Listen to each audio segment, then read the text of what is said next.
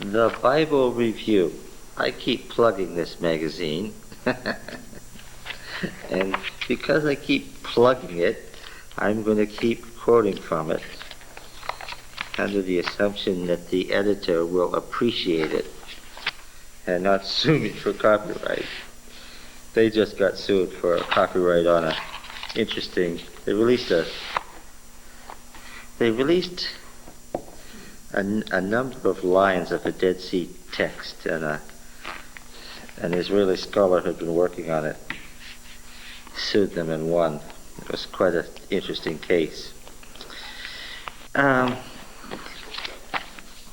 There's an article in the June '94 Bible Review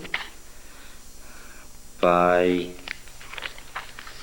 Michael Coogan. And you've heard that name before in this class. And the title of this article is The Great Gulf Between Scholars and the Pew. Is that a topic that might have come up here once or twice? I'm not going to read all of it, of course, but I am going to read significant parts of it because I think it's important. Michael D. Coogan, The Great Gulf Between Scholars and the Pew. For almost 2,000 years, it was widely regarded as a unified text, unequivocally the Word of God, and thus by definition consistent and free from error. We've identified that as the position of fundamentalism. The Bible was viewed as an absolute authority, and later for Protestants the sole authority for belief and practice. The first challenges to traditional understanding of the Bible came in the 17th century. Philosophers like Thomas Hobbes and Benedict Spinoza, clerics like Richard Simon, who began the modern study of the Bible in a critical way. By critical, I assume you know what the next sentence is. By critical, I don't mean negative. Scholars have to stop every time and say, when you talk about movie criticism, when you talk about literary criticism, when you talk about biblical criticism, you don't mean he's a critical person. He's always criticizing. This is a technical use of the word. What does critical mean? Literary criticism, movie criticism, biblical criticism. What do we mean by that? Like analysis and study. Well, analysis would be sort of educated analysis. You can't be a movie critic. Why can't you be? You could become one. I'm not educated in the field. Yeah, that's right. If you became educated in the field. And before movie criticism, what would you probably need to study? Literature. Literary criticism, probably going back to Middle English and doing English and American literature, doing literary criticism, then graduating to movie criticism. A movie critic gives you his opinion. But why is it not merely his opinion? Because it's based on study, yeah. Established norms in the field. Yeah, he knows, or should know, that this scene here is drawn from what? This is original or a new way of doing it, or what? Or this is the same old thing that's been done 30 times in this movie, this movie, this movie, and this movie, and it's a rip-off and poorly done. I heard a review of The Lion King where the Disney people were claiming that it was original material. Who was saying, where have we ever heard of a person whose king's father was killed by his brother who married his mother? And Yeah, yeah. It's original material. Well, of course, you understand that Shakespeare stole that plot from a prior playwright. Or didn't you understand that? No. That's what literary criticism would help with, wouldn't it? So you thought they stole it from Shakespeare? Well, yeah. He stole it from a prior person. By the way, who was Shakespeare?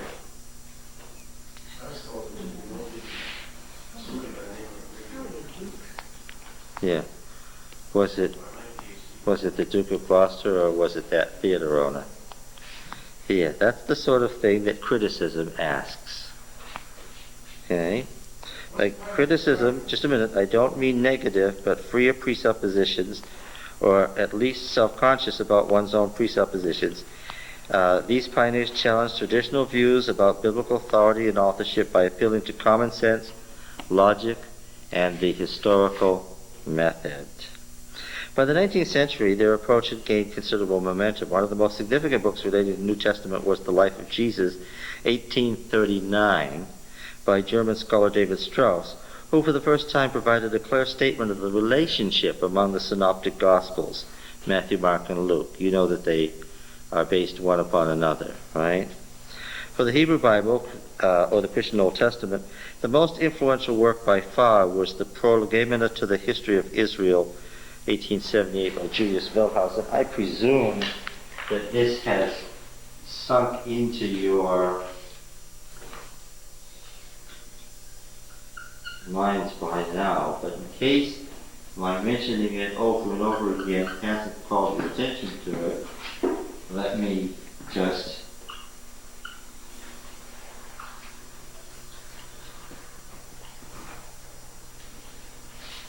now see, Wellhausen knew that he was not in a position to write a final thing called the History of Israel. So what did he write? An introduction to it, or a prologue. A prologue to it. He knew that in 1878 and before, he was nowhere near able to write. A lot of his guesses, shrewd guesses, have turned out to be true on the basis of the Dead Sea Scrolls in modern archaeology and biblical research. He was more often right than wrong.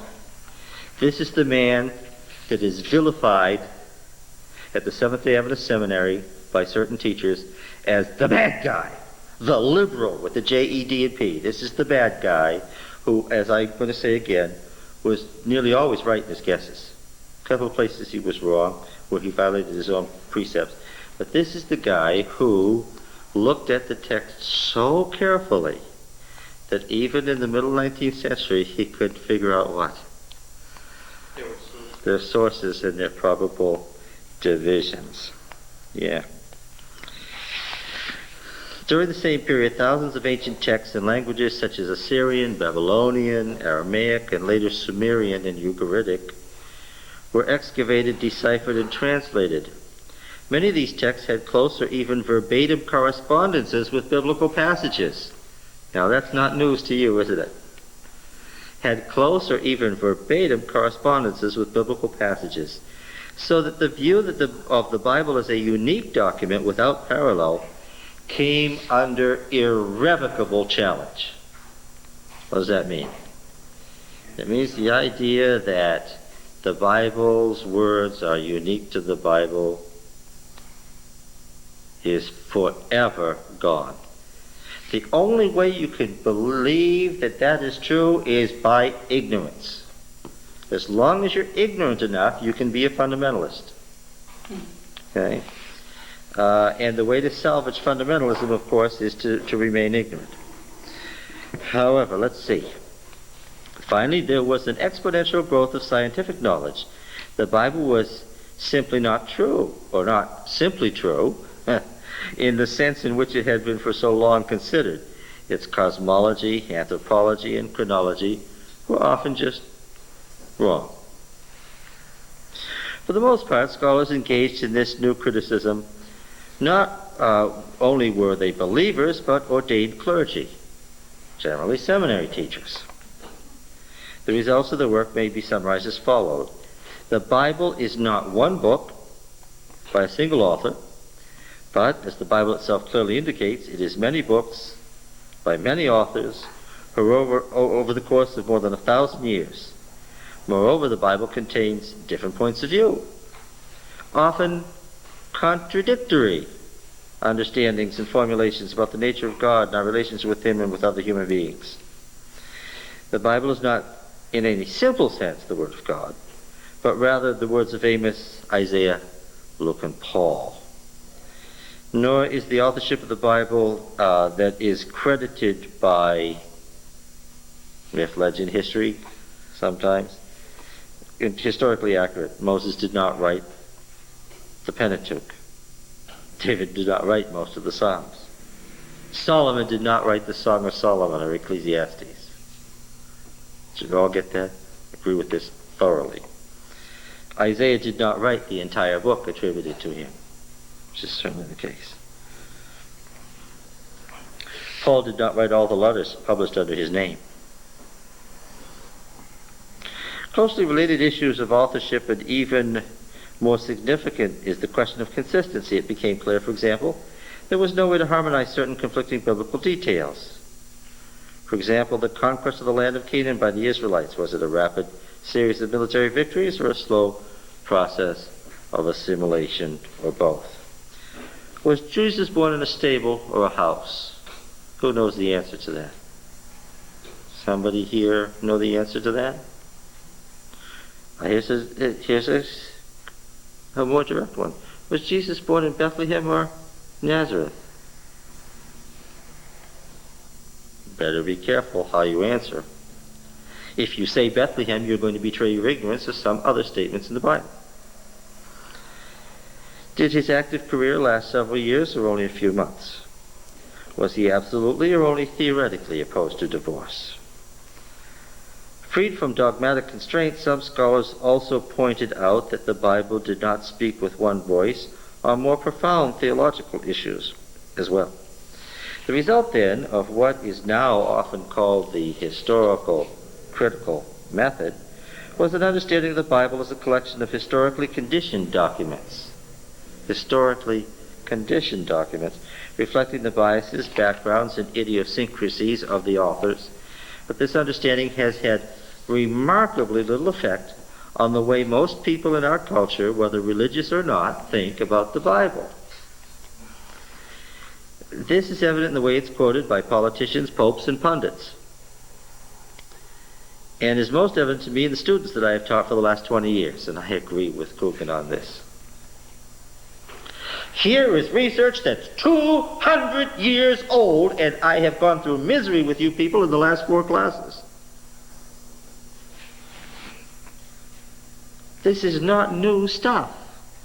And some of you will still say to this day, is this your opinion? And what am I going to tell you? It's not my opinion, it's what? It's the result of 200 years of biblical theology. When a physicist tells you the best understanding of astrophysics today, is that his opinion?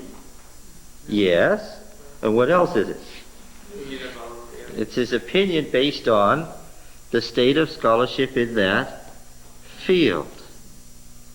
Now, does the astrophysicist pretend that all there is to know about astrophysics is now in? No. On every subject, every time you examine a subject with him or her, what are you going to find out? You're going to come to some questions where the answer is, we don't know. And so far, alas, on almost every page of the Bible, while we've had enormous answers, what else have we found? Enormous questions. On almost every page of the Bible, we're stuck with some we don't knows. Now, this, of course, is vexing, but it's the state of knowledge, isn't it? Our knowledge is imperfect. Right? All right. The intellectual revolution that can be summed up in the phrase the historical critical method has had virtually no impact.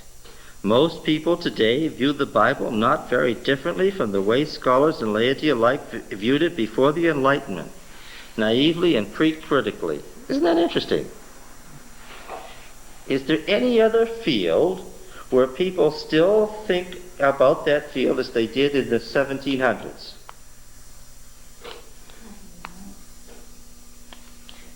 The problem comes, there's a letter in there by Stegman talking about a previous article that he had and that people were criticizing, and he said, well, I did the first step in breaking it down, and I thought it would be easy for the readers to put it all back together for themselves. And the problem is that it isn't that easy for people to put it back together they're trying to make the step from fundamentalism to something else, Yeah. and they're not knowing how to put it together. If your faith starts out in fundamentalism, and then some scholar breaks that down, what can go with it? The faith. That's the great concern that I have, is that if you don't teach this in a context of growing faith, then somebody else can come along and say what? Here's the scientific reasons why. Yeah.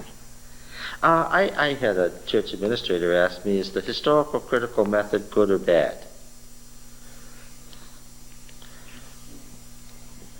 Poor dear, he wanted to assign moral qualities to something that's sort of like mathematics. What would the answer to the question be? Is mathematics good or bad? Well, what? Well, yeah, it's sort of like, is a car good or bad? The number 2 could. Well, yeah, it depends on, I suppose, what you're doing with the car. If you make a habit of running over people, then I guess it's not good. If you make a habit of using it to destroy people's faith, then what? Then it's not good. If you make a habit of using it to enlighten the Bible, then what would I say? It's good. And so I'd sort of give the historical critical method the same moral qualities I'd give a car. It all depends. So, now, this man was an administrator for many years. What was his next question? Well, how can I, as a church administrator, know whether somebody is using it to run people over or go get the groceries? And there's a good question, right? We have to have enough of this knowledge out there so that people what?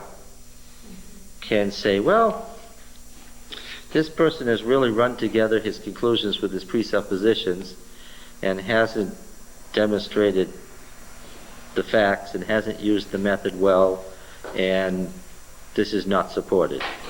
Right? I'll give you a good example. Desmond Ford's book on Daniel.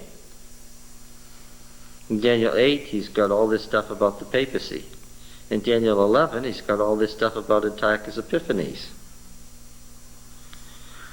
Well, what's the problem with that? Seems to have changed his mind in between. If you've read the book of Daniel, Daniel 11 is a commentary on Daniel 8. What's the problem? Whatever you choose to start out with in Daniel 8, you'd better end up with in Daniel 11. It was a horrendous example of what not to do. Yeah.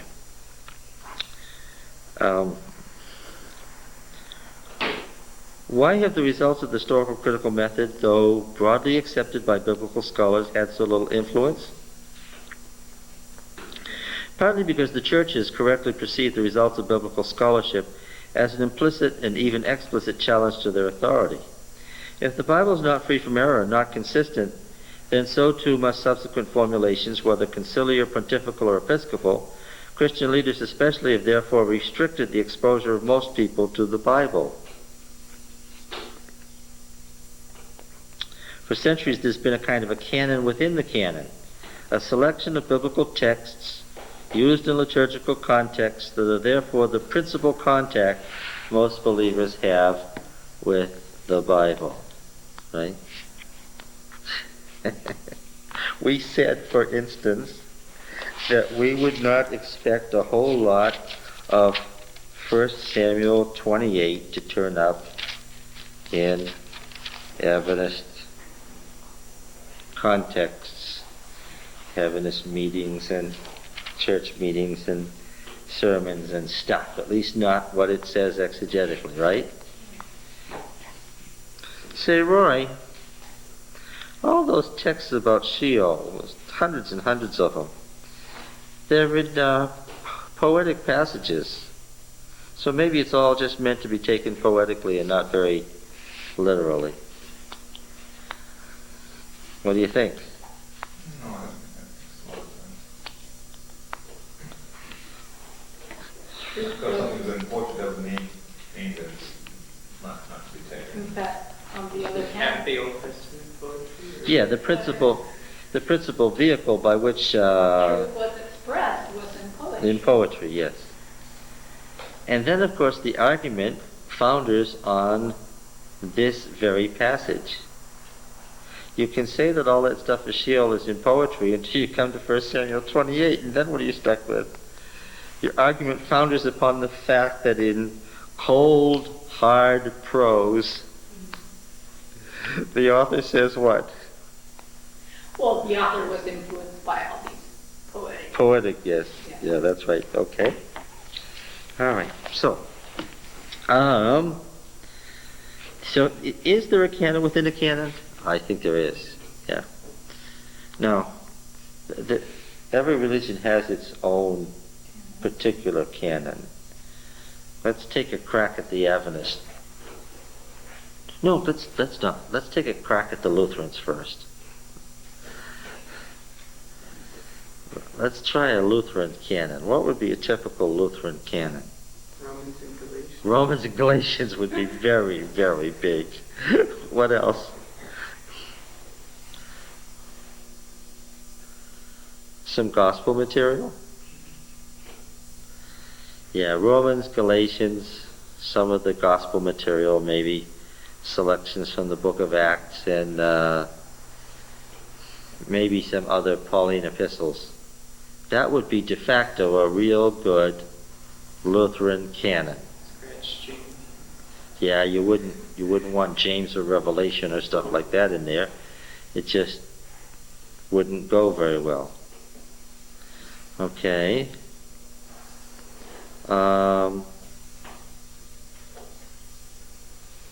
Try an Adventist canon, statement of canon. De facto, what is it really? What is it really? Probably Genesis, Exodus, Leviticus, and Daniel in the Old Testament. Genesis, Exodus, Leviticus, and Daniel in the Old Testament. Well, no, but you only need about 2 sentences out of Ecclesiastes. The rest of it must not be read. No, I think that was very good. Genesis, Exodus, Leviticus. You got to get to Leviticus. At least in Leviticus 16. I don't think you need to go much further than Leviticus 16. So Genesis 1 to Leviticus 16, the book of Daniel, that's the Old Testament. What's the New Testament? The Gospels, The Gospels, Acts. Romans, Revelation. No, Romans, this is, No. A few choice statements out of Romans, but you'd avoid Romans as much as you could. yeah. Try to avoid Galatians as much as you could. Don't forget Hebrews. You'd certainly want Hebrews in there. James. And Revelation. Right? Is that a de facto Adventist canon? I think it is. Except when you go back to modern inspiration, who says that you need to take the whole Bible. Oh, I'm saying de facto. What in fact the Adventists use as the Bible?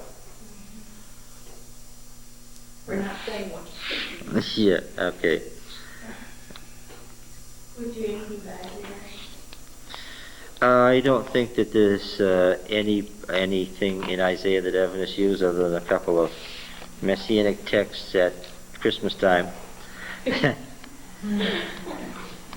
The skeptical theism of Ecclesiastes with its apparent hedonism has been a scandal since the book was written. It's no wonder that Ecclesiastes has, practically speaking, been dropped from the Bible used by the churches. Yeah. Students regularly ask me, now where does Coogan teach?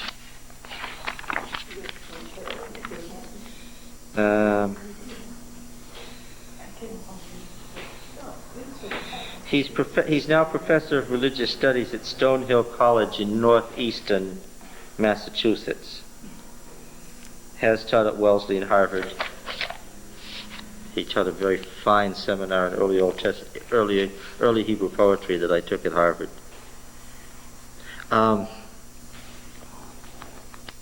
Students regularly ask me, why weren't we ever told this was in the Bible? Does this sound familiar? Yeah. Yes. In part, the answer is that they couldn't be trusted to read the Bible. It's a dangerous, subversive collection. Exposure to such texts would require considerable explanation of the Bible with its inconsistent texts and various, in some ways, incomplete views on topics about divine justice and mercy, the afterlife, and so forth. Oh, how about this? Now, Coogan writes as an Irish Catholic in background, but let me ask this one.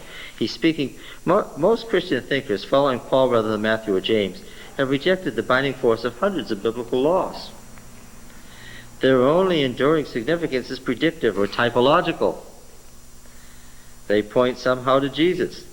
Still, most Christians have accepted more or less the enduring authority of such laws as the Ten Commandments. I say more or less because although if asked, most Christians would claim to observe them, or at least that they're binding, they've not read them. One commandment at least is consistently and institutionally violated, and he doesn't mean the fourth commandment. The second commandment. Yes. The prohibition of making images. If you go right downstairs to the rooms underneath this, you look on the wall right through the open door, and you will see on the far wall a what? A great big, very fascinating Greek angel. The angel's still there, I checked. It's a fascinating angel. Well, what does that commandment say again? Make any image of anything that is in the heavens above, the earth beneath, or the waters under the earth. No image of anything. Are these pictures back here? Yeah, those are images of something, and in the meaning of the commandment is clear. What could you not do? No. No. No, make them. You can't make them, because making them will lead, the commandment says, you may not agree with this, but this is what the commandment says, that what? Making them will lead to worshiping them.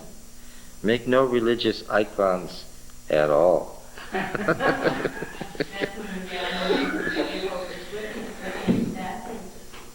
Like with the Desire of Ages, one of the editions had a picture of Christ right on the front, and I remember someone really having a problem with that. Yep.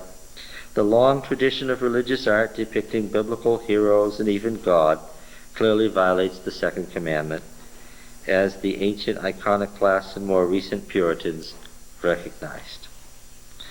Thus, within institutional Christianity, we can discern a selective approach toward biblical texts, as well as a resistance to the text motivated by an at least unconscious fear of the implications of the historical critical method. Institutional Christianity is not the only party responsible for this situation.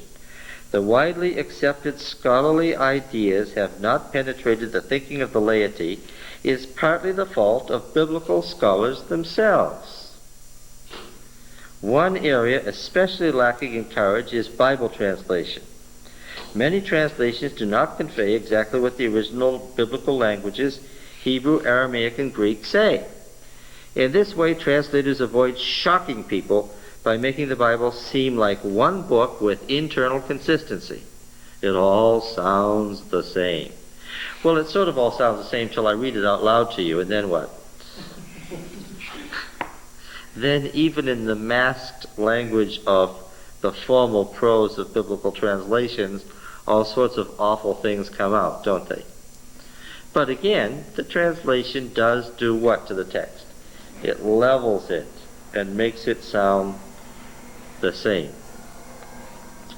Rather than an anthology exhibiting development of doctrines and a concomitant inconsistency. This morning we talked about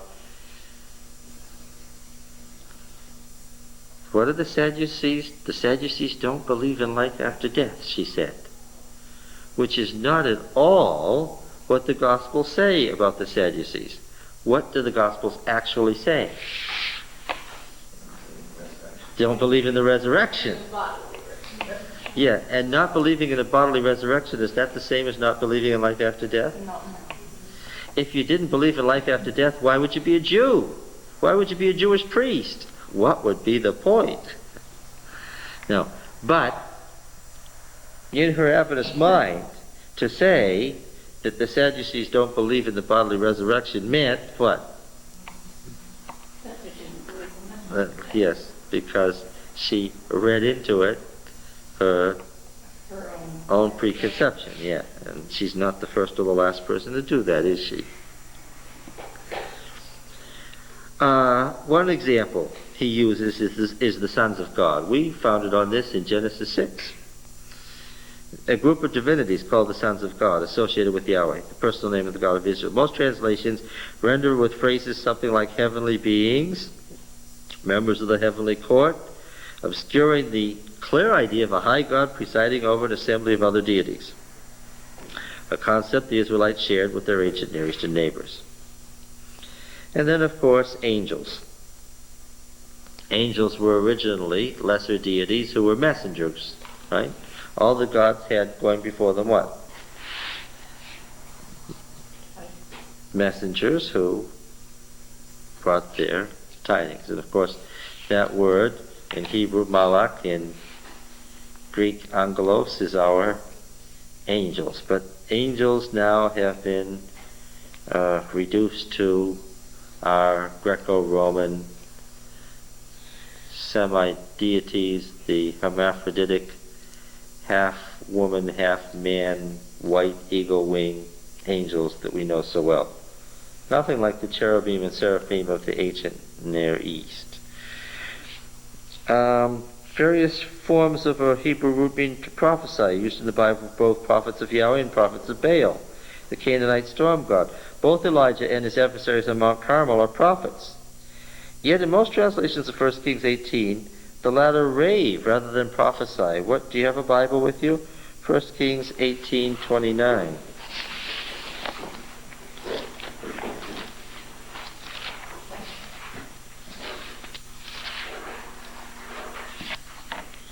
First Kings 18:29.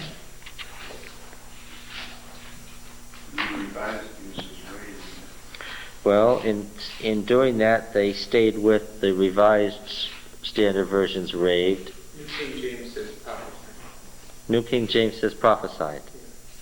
Okay. Any other translation? 1 Kings 18:29 he cites.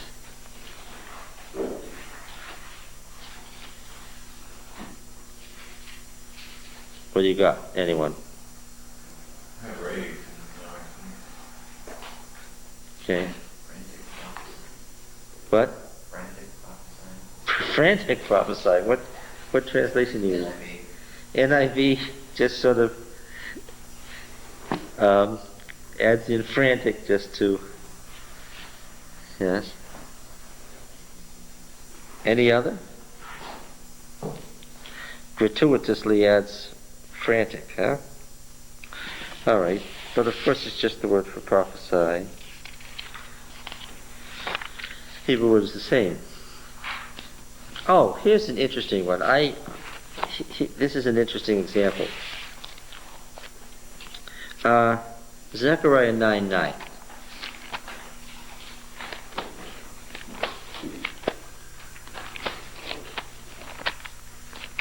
Now, this will depend on whether you've learned anything or not. Zechariah 9:9.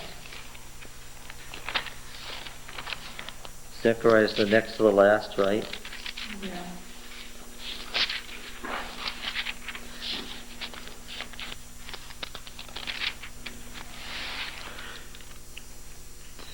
Rejoice greatly, O daughter of Zion. Shout aloud, O daughter of Jerusalem. Do you see the parallelism? Can you read the parallelism? Rejoice greatly is parallel to shout aloud. Daughter of Zion is parallel to, okay. So what is it? A, B, A prime, B prime. Everybody with me? Stop me now. Just make me say it over again if you didn't get it. I'm reading Zechariah 9:9, lines A and B. Lo, your king comes to you, triumphant and victorious is he. So this is why the daughters of Zion are to be happy, because the king is returning in triumph. Humble and riding on an ass, on a colt, the foal of an ass. All right, do you see the parallelism? Can you state the parallelism, anybody?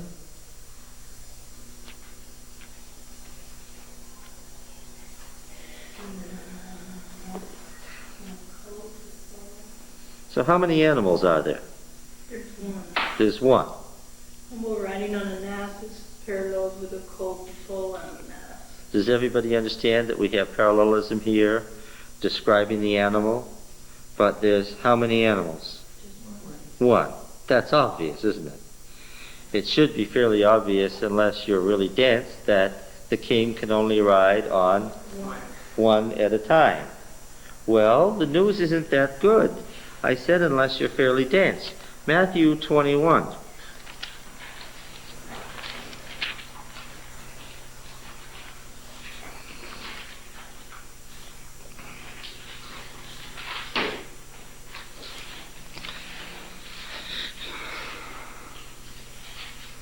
Matthew, with his Greek-Jewish background, and with his leaden understanding of the Old Testament, gives us a story. And when they drew near to Jerusalem and came to Bethpage, to the Mount of Olives, then Jesus sent 2 disciples, saying, Go into the village opposite you, and immediately you will find an ass tied and a colt with her. I tell you that Matthew's understanding of the Old Testament is woodenly literal.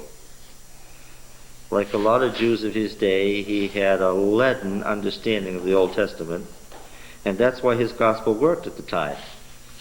Because he wrote how? In the way that Greek Jews thought. And we understand then why we had to send 2 disciples. Why? Gotta get 2 animals. Why do we have to get 2 animals? Because that's what Zechariah said. Yes, and so an ass tied and a colt with her, untie them and bring them to me. The ass and the colt. Suddenly the parallelism is dissolved into 2 animals. Matthew simply doesn't understand Zechariah. Is that clear? Now, if anyone says anything to you, you shall say, The Lord has need of them, and he will send them immediately. This took place to fulfill what was spoken by the prophet. Tell the daughter of Zion, Behold, your king is coming to you, humble and mounted on an ass, and on a colt, the foal of an ass. Well, even in his mistranslation of the Septuagint, I still see the parallelism. The disciples went and did as Jesus had directed them. They brought an ass and the colt, put their garments on them, and he sat thereon. The translators have tried to save Matthew's credibility by mistranslating Matthew's words, which is not acceptable behavior. Wrap their translator hands. What do you have in your translations? I just read, and he sat thereon from the RSV. Jesus sat on them. Sat on them. Okay, they are being honest. All right. What translation is that? The new NIV? Okay, the NIV translators faced up to what? He sat on them. He sat.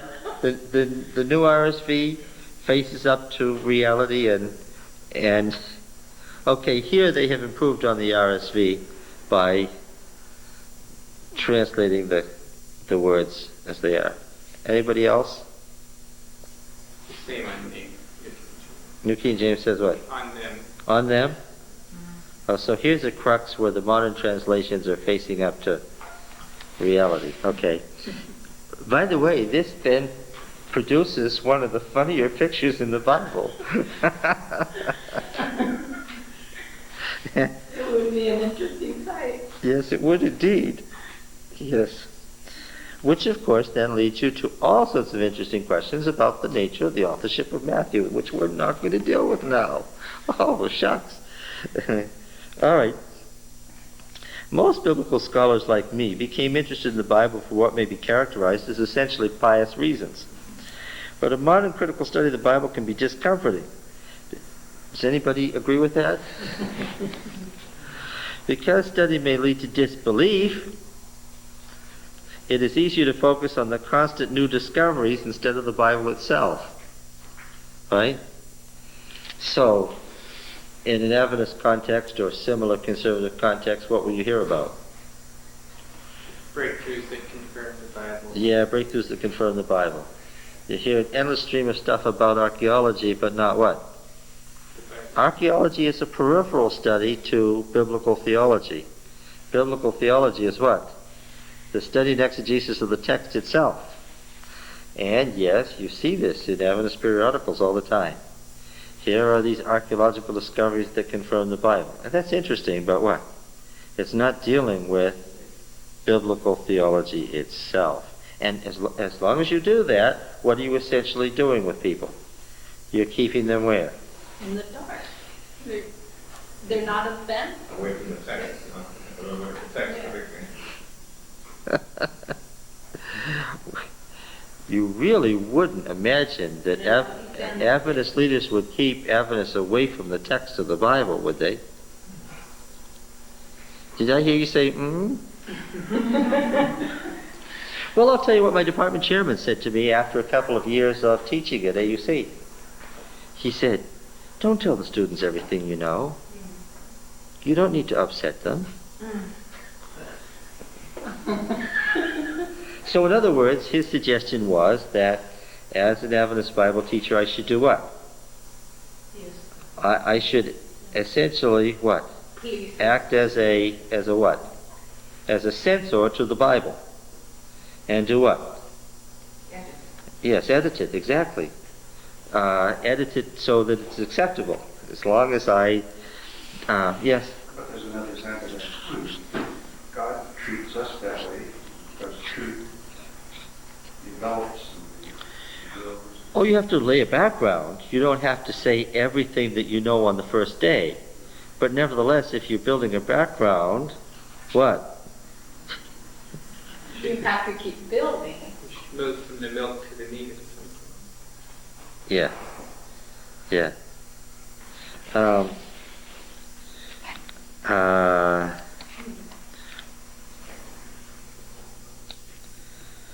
The timidity and centrifugal force of such studies has also resulted in a lack of popularization, perhaps better termed accessible scholarship, by Richard Friedman. Biblical scholars often feel that expressing their methods and results in non-technical language is beneath them. This goes on all the time in academia, doesn't it? If I start out by talking a non-technical language and then introduce you to technical language, that's what? Oh, scholar what? Scholars don't do that, right? They talk in technical language to each other. That's part of the problem of the nature of academia. And since most of you either are or have been associated with academic environments, you know what? That there's this built-in pride in my accomplishments and in the level of scholarship that I've attained, and this is my specialty and I don't share it with what? With the uninitiated peons, no matter what field it is. All right.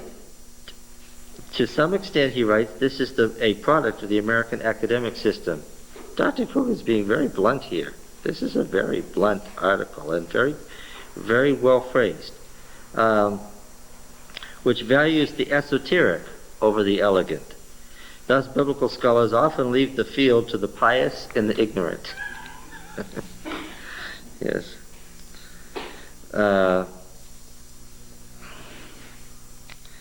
So then the role of the Bible becomes a support from presumably unquestioned authority, essentially a series of proof texts. Isn't this interesting that a Roman Catholic scholar writing from a Catholic background would write this way? It all sounds what? Painfully familiar. Yes.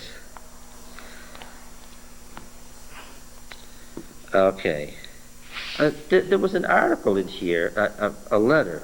This may be the letter that you were quoting. I thought this letter was interesting too. He had gone to, this may not be the letter you're referring to, but this is from a man who had gone to a Jesus seminar where the scholars were all very liberal and had, he writes, "Bright as these scholars are, such meetings change few minds, since the interaction that is needed to change those minds does not take place. Difficult as it is, interaction must take place between these two groups. Comparable difficult exchanges do take place in the sciences. For example, Bohr and Einstein struggled fiercely over how quantum mechanics should be viewed. The outcome of these kinds of battles, and they are just that, is a much higher degree of agreement among scientists than among biblical scholars." A third flaw of the seminar lies in the efforts of Robert Funk, its organizer, who wants to educate the American public as to where biblical scholarship stands in order to move Americans away from their biblical literalism. The problem with this noble endeavor, as with so many efforts of this kind, is a weakness in learning theory. The view is that all one has to do is to present logical arguments and everyone will be convinced. But it doesn't work that way. People are fundamentalists for a variety of reasons, including the need for absolutes. Right? Saying that's an emotional need. I find just as many people on the left who are dogmatic in their ideas as I do on the right. Isn't that the truth? Yes. Some people are fundamentalists because their friends, family, and fellow workers are. Consequently, we must be aware of a need for a support system when asking people to make a fundamental change in their viewpoint. These social forces are very strong. Generally, books and arguments are not enough. Fundamentalism is wrong, of course, because it is a biblical heresy. That is, it treats the Bible in a way that would have shocked the Bible's own writers. Everyone who studies the Gospels can see the freedom that each author used in selecting, omitting, arranging, and modifying sources. Those writers were clearly not fundamentalists. Very good.